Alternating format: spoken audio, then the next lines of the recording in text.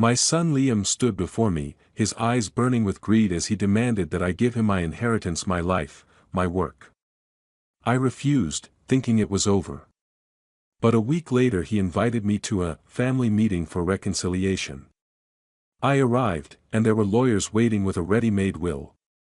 They put the papers in front of me, but I just smiled.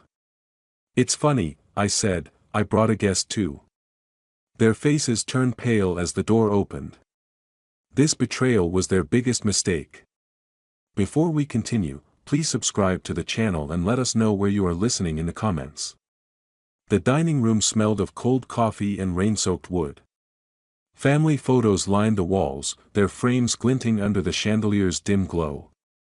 My son Liam paced like a caged animal, his loafers clicking against the hardwood. His wife, Emma, sat across from me, her manicured nails tapping the table, each click a needle in my spine. The old clock on the wall ticked louder than it should have, slicing through the silence between Liam's shouts. "You're sitting on my future, Dad." Liam's voice cracked, his face red. "You think you can just hold on to everything forever?" I gripped the edge of my glass, the whiskey inside untouched. My pulse hammered, but I kept my voice low. "This is my home, Liam. My rules." Emma leaned forward, her lips curling into a smile that didn't reach her eyes. "Let's be reasonable, James. You're not eternal." She slid a stack of papers across the table, an old will, its edges worn. Her nails flashed under the light, sharp as her words. "You're holding them back. Their dreams. Their life. Their life." As if my decades of grinding, building a network of car dealerships from nothing, meant less than their whims. I stared at the papers but didn't touch them. Liam stopped pacing, his eyes burning with something uglier than anger. "Greed, maybe. Or desperation. You always made me live in your shadow," he spat. "Those loans you gave me. Chump change compared to what you're hoarding." Loans. The word stung. I'd paid for his failed startups, his cars, his vacations, thinking it was love. My mistake. The clock ticked again, relentless. A photo of my late wife, Margaret, watched from the wall, her smile frozen in time. I wondered what she'd say now. "Enough." My voice cut through the room, sharper than I meant. I stood, my chair scraping the floor. "Get out. Both of you." Liam froze, his mouth half open. Emma's smile vanished, her eyes narrowing. She grabbed the papers, clutching them like a weapon, and stood. "This isn't over, James," she said, her voice ice. Liam stormed toward the door, his shoulder brushing a photo frame. It tilted but didn't fall. The front door slammed, the sound echoing like a gunshot. I sank back into my chair, the room too quiet now. Rain tapped the windows, a steady drum. The will sat on the table, its presence mocking me. I reached for it, my fingers brushing the paper, but stopped. My chest tightened, a mix of shock and something hotter, anger, maybe. Or resolve. "You'll regret this," I whispered, not sure who I was talking to. The clock ticked on, indifferent. I stood, my legs heavier than they should have been, and walked toward my study. The key to my desk drawer was cold in my pocket. Whatever was coming, I'd be ready. The study smelled of leather and old books, a sanctuary from the storm outside. Rain lashed the windows, blurring the world beyond. I sat at my desk, the lamp casting a weak circle of light over a pile of letters and photos. The clock on the shelf ticked, its rhythm pulling me back to moments I'd rather forget.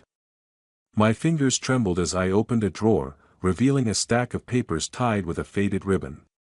Margaret's letters. Her handwriting, all loops and grace, stared up at me. I untied the ribbon, my throat tight. One letter, dated years ago, caught my eye. "You're always so strong, James," she'd written. "But don't forget to live for yourself." I clenched the paper, guilt twisting in my chest. I'd lived for her, for Liam, for everyone but me. Now look where it got me. My mind drifted to Liam's first car, a sleek convertible I'd bought when he dropped out of college. He'd grinned then. Called me his hero. I'd beamed, thinking it was enough. Later, I'd funded his startups, each one crashing harder than the last.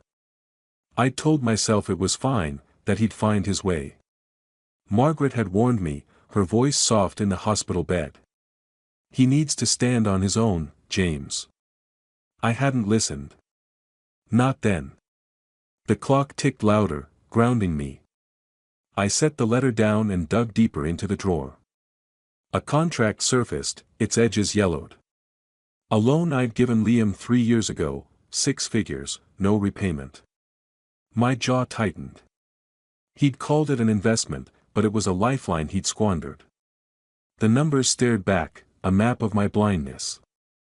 I leaned back, the chair creaking. The study felt smaller now, the walls closing in. A photo of Margaret sat on the desk, her eyes kind but piercing. I touched the frame, my fingers lingering. She died holding my hand, her breath shallow, her last words about protecting our family. I'd failed her there, too. Enough. I grabbed my phone and dialed Ron, an old friend who'd seen me through worse. It rang twice before he answered, his voice warm but cautious. James. You okay? I need your take on something, I said, my voice steadier than I felt. It's serious. Name the time and place. No hesitation. That was Ron. Tomorrow. That steakhouse downtown. Noon. I'll be there. He paused. You sure you're all right? I didn't answer, just ended the call. The letter from Margaret lay open, her words a quiet rebuke. I folded it carefully and slipped it into my pocket. The rain hadn't let up, and neither would I. I stood, my shadow long against the bookshelves, and left the study. By the time I reached the front door, my coat was on, the letter a weight against my chest. The car engine roared to life, and I drove into the storm, the road ahead as unclear as my next move. Rain pounded the streets of downtown Chicago, turning the sidewalks into rivers. I parked outside the steakhouse, the neon sign flickering through the downpour.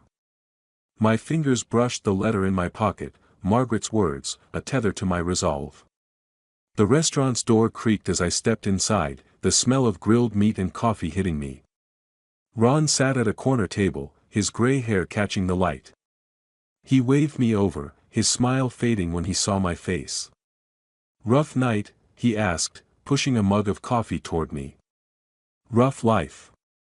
I sat, my coat dripping onto the floor. The letter pressed against my ribs, a quiet reminder. Liam and Emma came by yesterday. They want everything. Now. Ron's eyes narrowed. They've got nerve. What did you do? Told them to get out. I sipped the coffee, bitter and hot. But they're not done. I can feel it. The restaurant hummed, clinking plates, low voices, the hiss of rain outside. I glanced around, my neck prickling. A man in a dark coat sat near the bar, his cap low, his eyes flicking toward us before darting away. I shook it off, focusing on Ron. He leaned forward, his voice low. They might try to contest the will, he said. Liam's impulsive, but Emma? She's sharp. Dangerous. I nodded, my jaw tight. I know. That's why I need to move fast. Protect the assets first, Ron said. Get a lawyer. A good one. Someone who'll bury them in paperwork. I pulled out a notebook, jotting down his words, check will. Lock down accounts. My pen moved fast, each stroke a step toward control. The door creaked again, another customer stepping in, rain pooling at their feet. My eyes flicked to the man in the cap. He hadn't touched his drink. You're not just fighting for money, Ron said, his voice softer now. They underestimated you, Jim. Prove them wrong. I met his gaze, a spark catching in my chest. I will. I grabbed my phone and dialed my lawyer's office, keeping my voice low. It's James Crawford. I need an appointment. Tomorrow, if you can. The receptionist promised to call back. I hung up, my pulse steady for the first time in days. Ron clapped my shoulder. That's the James the first no. I managed a half smile, but my eyes drifted to the bar. The man in the cap was gone, his glass empty. A chill ran through me. I stood, tossing cash on the table. I'll call you soon, I told Ron, already moving toward the door. Outside, the rain was merciless, soaking my coat. I scanned the street, my breath catching. A shadow moved in the alley across the road, too quick to place. My car keys bit into my palm as I unlocked the door and slid inside. You don't know who you're dealing with, I muttered, the words lost in the roar of the engine. The road stretched ahead, slick and dark, but I was ready for whatever came next. The rain hadn't stopped, a gray curtain over Chicago's skyline as I pulled up to the detective's office. The building was a squat brick relic, its windows streaked with grime. I clutched a folder of documents, old contracts, loan agreements, my knuckles white. The shadow from the alley yesterday still lingered in my mind, a nagging itch I couldn't scratch. I pushed through the door, the bell jangling like a warning. Inside, the air smelled of stale cigarettes and damp paper. Frank, the private detective, sat behind a cluttered desk, his tie loose, a coffee mug balanced on a stack of files. He looked up, his eyes sharp despite the bags beneath them. Crawford. You're early. Couldn't sleep, I said, dropping into a creaky chair. The folder hit the desk with a thud. What've you got? Frank slid a manila envelope toward me, its edges taped shut. Your son's in deep. 50 grand in debt, cars, credit cards, a bad bet on some tech startup. Emma's cleaner, but not by much. He leaned back, smirking. She's obsessed with looking like old money. Spends a fortune to keep up. I tore open the envelope, my pulse quickening. Bank statements, receipts, a photo of Liam posing with a Rolex he couldn't afford. Then, a photocopied letter in Emma's tight script, tucked into Liam's old belongings.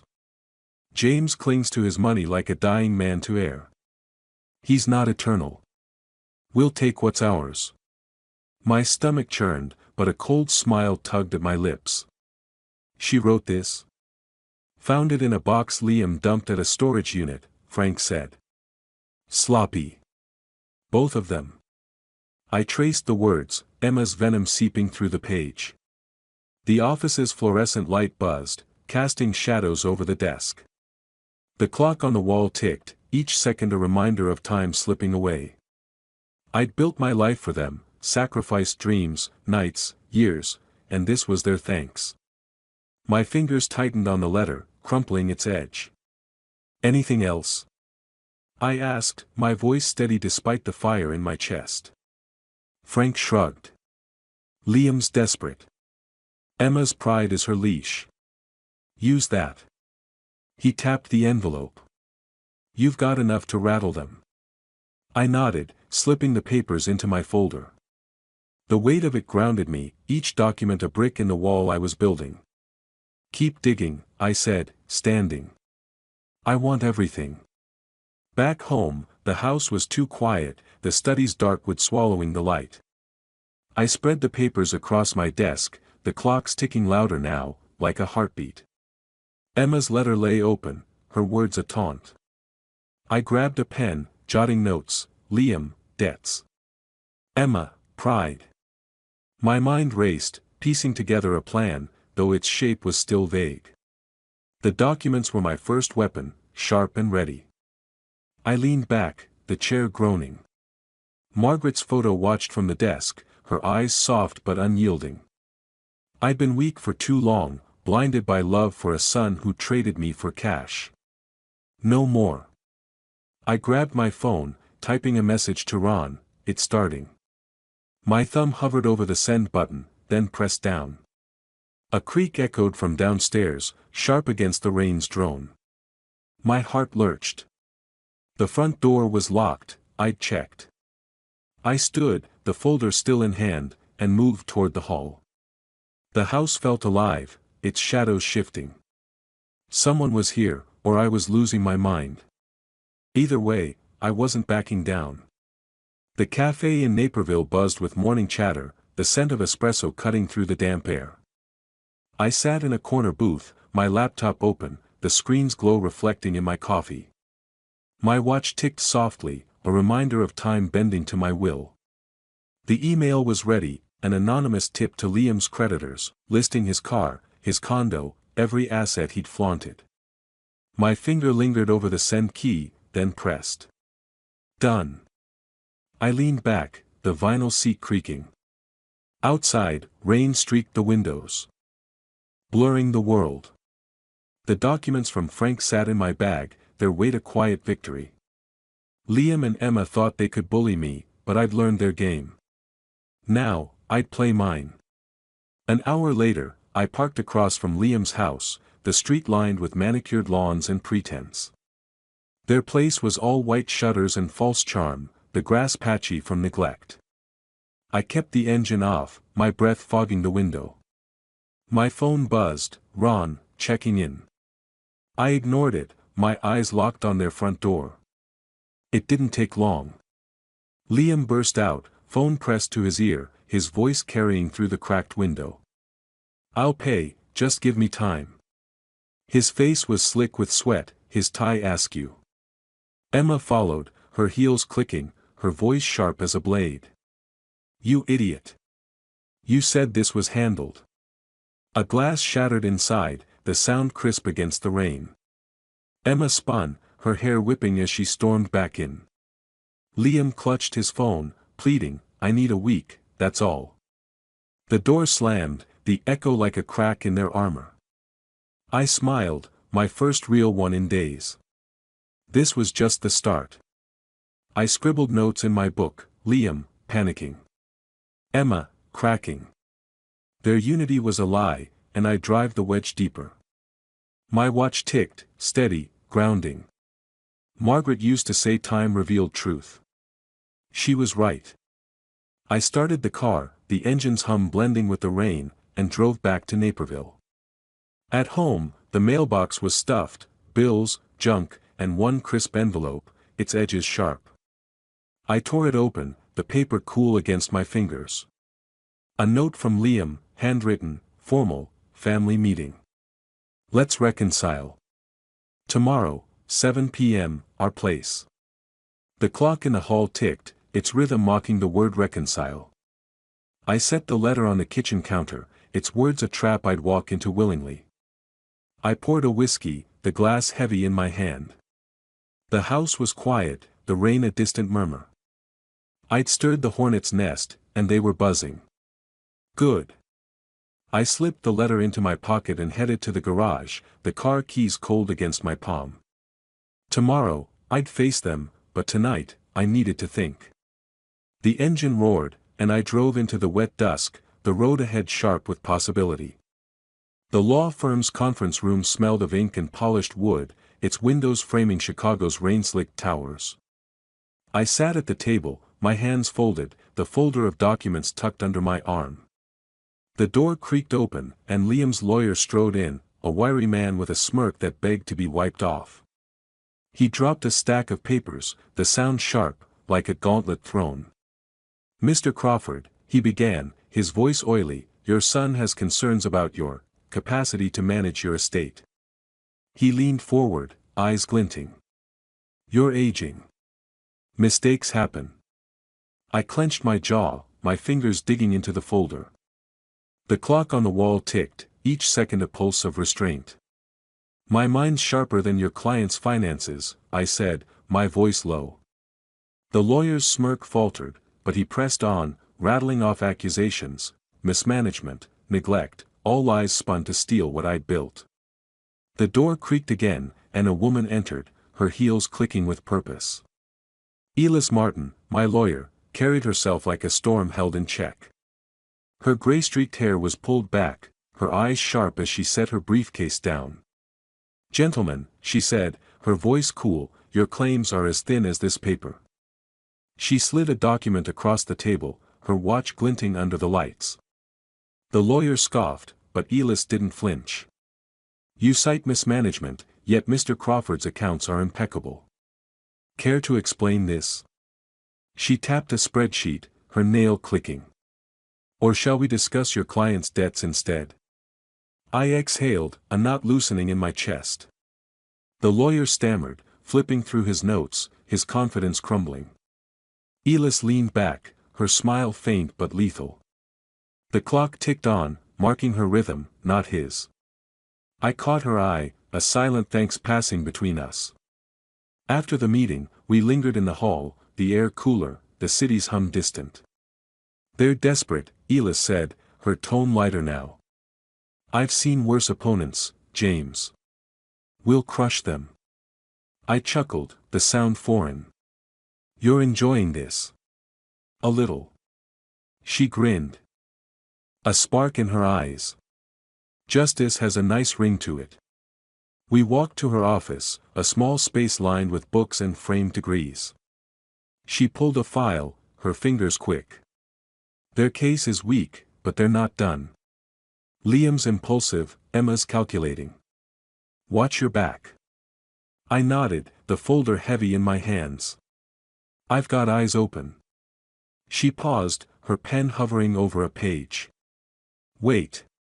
This," she circled a line, her brow furrowing, then looked up, a glint in her eye. "This changes everything." "What is it?" I leaned forward, my pulse spiking. She slid the document toward me, her voice low. "A loophole. Trust me, James, they won't see this coming." I took the file, its weight a promise. The rain had eased, sunlight breaking through the clouds. I left the firm, the city alive around me, and slid into my car. The engine purred, the road calling. Whatever Elis had found, it was my next move, and I was ready to play it. Rain drummed the roof of my Naperville house, a steady pulse that matched the ticking of the grandfather clock in the hall. I stood in the living room, the air heavy with the scent of damp wood and old memories. Family photos lined the mantel, Margaret's smile a quiet rebuke. The doorbell chimed, sharp and unwelcome. I smoothed my shirt, steadied my breath, and opened the door. Emma stood there, her coat glistening, her smile as polished as her lies. "James," she said, her voice syrupy, "I came to apologize. We got carried away." Her eyes flicked past me, scanning the room like a thief casing a vault. I nodded, gesturing her inside. "Tea?" I asked, my tone neutral. My pulse quickened, but I kept my face calm. She followed, her heels clicking on the hardwood, each step a calculated note in her performance. I poured water into the kettle, the hiss of the burner filling the silence. The clock ticked on, relentless. Emma sat, crossing her legs, her purse perched like a shield. "We didn't mean to hurt you," she said, leaning forward. "Liam's stressed. You know how he gets." Her fingers brushed a lock of hair, a practiced move. But her eyes, cold, calculating, betrayed her. I'd seen that look before, in boardrooms, in deals gone sour. "Stressed," I echoed, setting a cup before her. My hand brushed a document on the table, a transfer of assets to a charity fund, signed that morning with Elis' guidance. Emma's gaze darted to it, her lips tightening for a split second. "Got you," I thought. "We all make mistakes," I said, my voice soft, inviting her to dig deeper. She sipped the tea, her nails clicking against the cup. "You've always been so generous," she said, her tone dipping into flattery. "Maybe we can start over. For family." The word hung, hollow. I remembered her letter, her venom scrawled in ink, "He's not eternal." My jaw clenched, but I smiled. "Family," I said, leaning back. "That's worth considering." My phone buzzed in my pocket, a text from Elis, "All set." I ignored it, watching Emma. She prattled on, reminiscing about Liam's wedding, her voice a calculated lullaby. But she slipped, calling my estate our future. Her eyes widened, catching the mistake, but I let it pass, my smile unwavering. I stood, gathering the cups. "Let me walk you out," I said. She hesitated, then followed, her purse clutched tight. At the door, she paused, glancing back at the document on the table. "Think about what I said," she urged, her voice too sweet. I nodded, closing the door behind her. Through the window, I watched her linger by her car, her phone pressed to her ear, her whispers sharp against the rain. She thought she was hidden, but the glass betrayed her. My chest tightened, anger, triumph, caution. I pulled out my phone and dialed Elis. "She took the bait," I said, my voice low. The clock ticked, marking the moment. I turned toward the study, the plan sharpening in my mind, each step a brick in the trap I was building. The air was crisp, the rain finally gone, leaving Naperville's streets slick and gleaming. I parked a block from Liam's house, the engine off, my watch ticking softly in the quiet. The neighborhood buzzed with morning routine, kids on bikes, a jogger with earbuds, but my eyes were locked on Liam's driveway. His prized convertible sat there, cherry red, a symbol of his borrowed swagger. Not for long. A tow truck rumbled up, its yellow lights flashing. Two men in coveralls stepped out, clipboards in hand. Liam's front door flew open, and he stumbled out, his shirt untucked, his face a mask of panic. "You can't take it," he shouted, waving his phone. "This is a mistake." The taller man shrugged, hooking the car to the tow. "Court order, buddy. Pay your debts." Neighbors peeked from windows, a woman across the street filming with her phone. Liam's voice cracked, pleading now.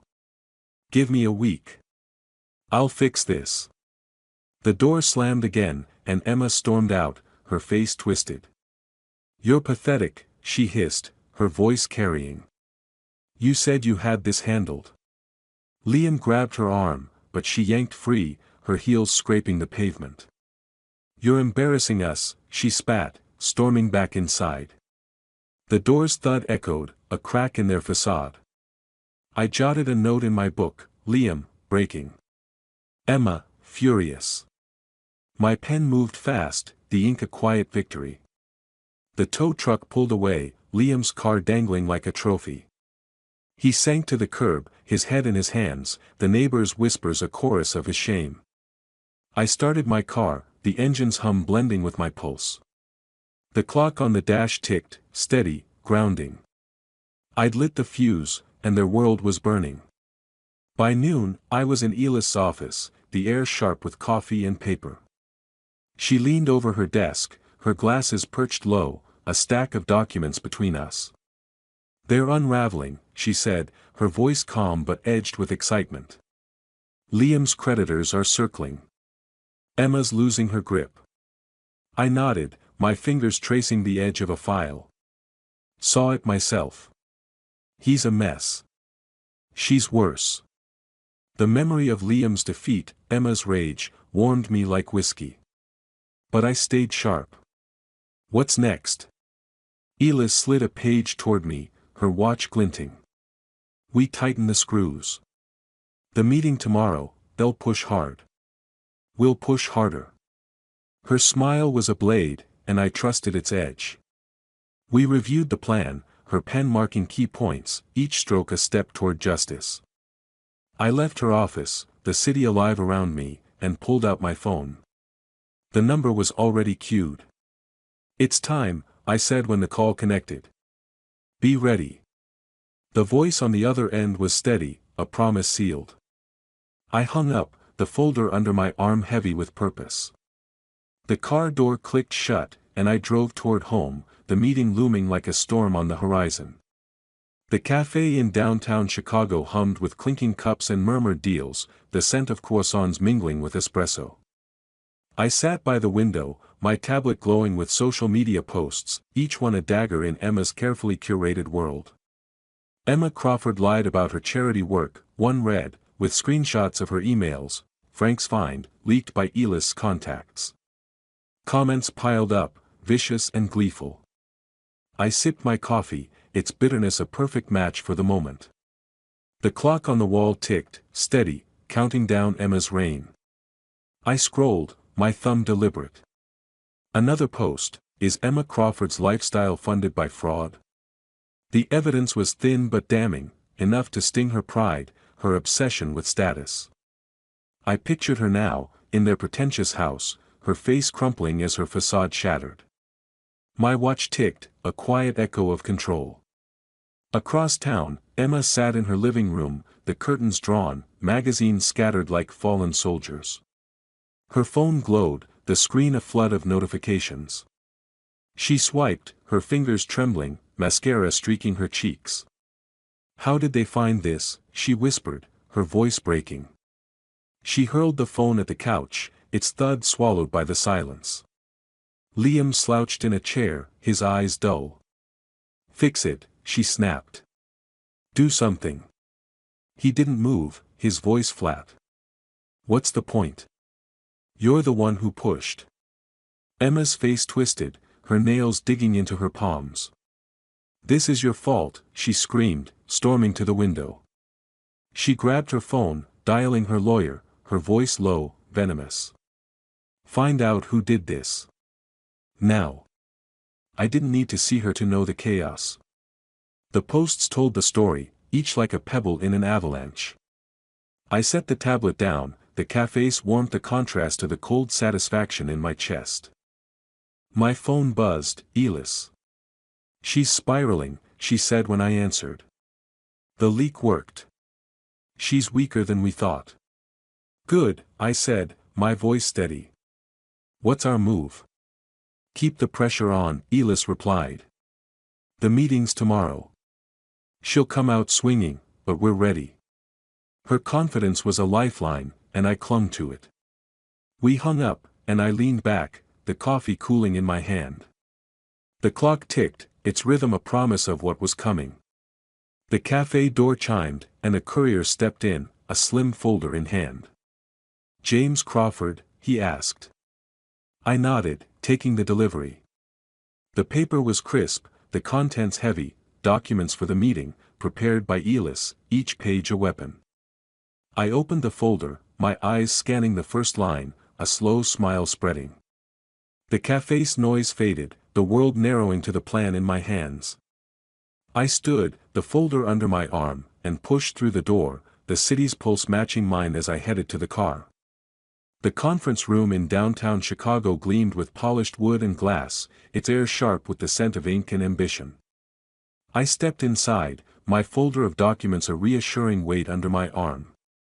The clock on the wall ticked, each second a drumbeat of anticipation. Liam and Emma sat across the table, flanked by their lawyers, their faces a mix of smugness and strain.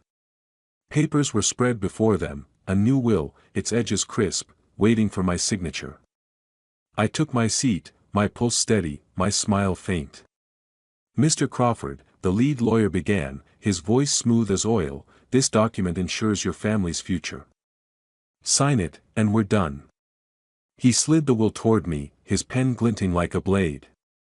Emma's eyes flicked to mine, her lips tight, while Liam shifted, his fingers drumming the table. I picked up the pen, turning it in my hand. The room held its breath, the clocks ticking louder now. "Funny," I said, my voice calm, "I brought a guest." The lawyers frowned, exchanging glances. Emma's hand froze on her purse. Liam's drumming stopped. The door creaked open, and a man in a gray suit entered, his briefcase heavy, his expression carved from stone. "Agent Daniel Harper, FBI," he said, his voice cutting the air.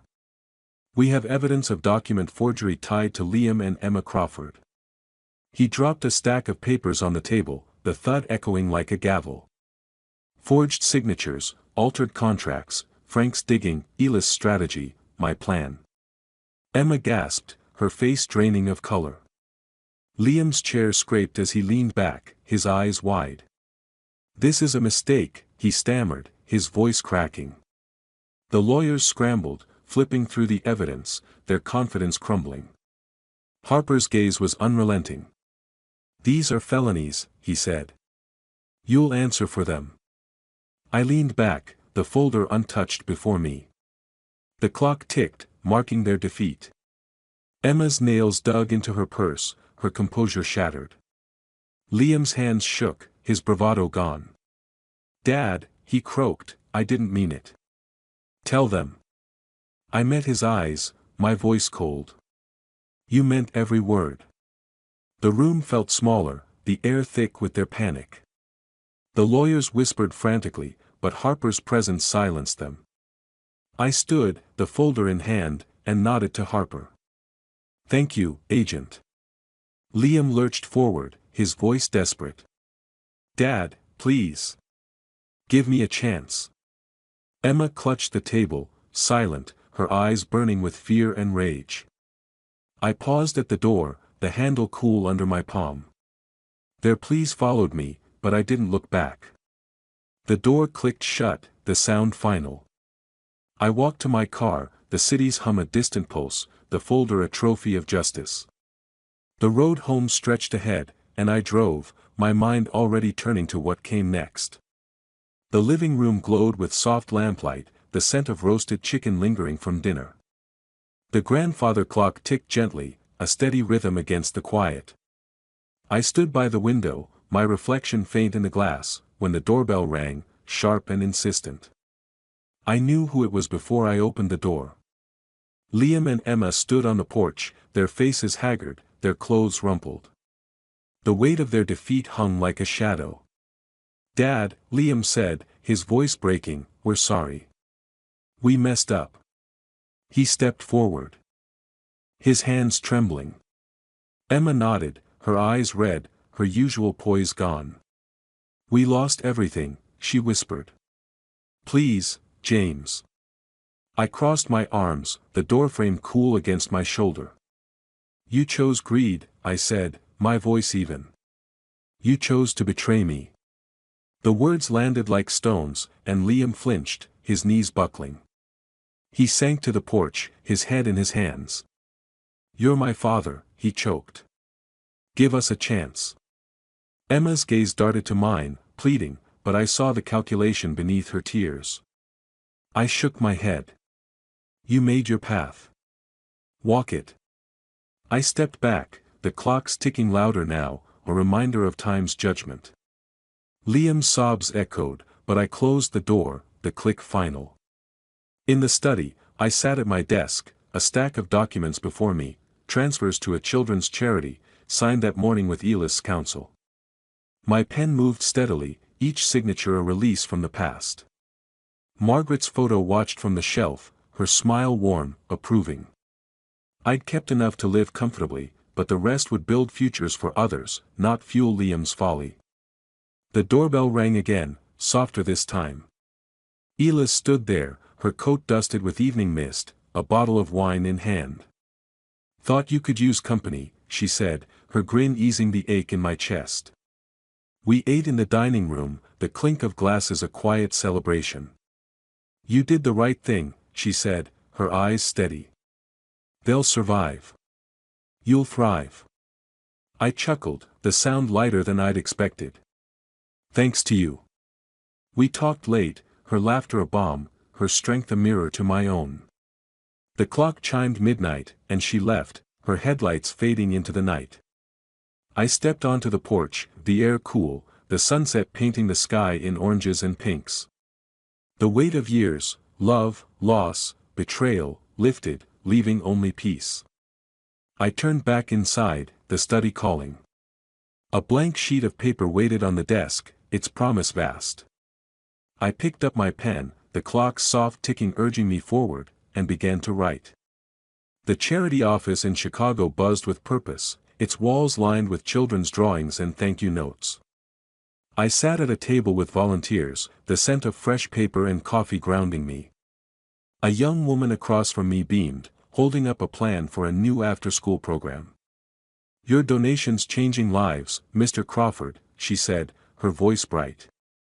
I nodded, warmth spreading in my chest. The office door creaked open, a volunteer stepping in, and for a moment, I heard the echo of older doors, ones I'd closed for good. My phone buzzed, a news alert: Liam and Emma Crawford face fraud charges. I pictured them in the courtroom, their faces pale, their hands clasped tight. The judge's voice, cold and final, would seal their fate: fines, maybe jail. I felt no anger, only a quiet resolve. They'd built their ruin, brick by brick. I swiped the alert away, the volunteers' chatter pulling me back. Later, I walked with Elis along Lake Michigan, the water glinting under the spring sun. Her scarf fluttered, her laughter sharp as she recounted a case she'd won. "You're tougher than you look, Jim," she said, nudging my arm. "Always were." "Learn from the best," I replied, her grin infectious. We stopped at a bench, the city's skyline sharp against the sky. I pulled Margaret's photo from my wallet, its edges worn. "She'd be proud," I said, my voice soft. "Of this. Of us." Elis' hand rested on my shoulder, steady, warm. Back home, the study was quiet, the clocks ticking a gentle pulse. I sat at my desk, a blank sheet before me, my pen heavy with purpose. The words came slowly, each one a thread in the legacy I wanted to leave, not wealth, but truth. "Justice is strength," I wrote. "Hold it close, and it will carry you." The letter was for those who'd come after, a guide through greed's shadows. Margaret's photo watched, her eyes kind, urging me on. I sealed the letter, its weight a promise kept. The trial's outcome reached me later, guilty verdicts, their lives unraveled. I set the phone down, the news a distant ripple. The porch called, the night sky vast, stars pricking the dark. I stepped outside, the air cool, the world still. The clock inside ticked softly, its rhythm a heartbeat of peace. I looked up, the stars a map of futures unwritten, and for the first time in years, I felt whole. If you liked this story, please like this video, subscribe to the channel, and share your impressions of this story in the comments. To listen to the next story, click on the box on the left. Thank you for watching.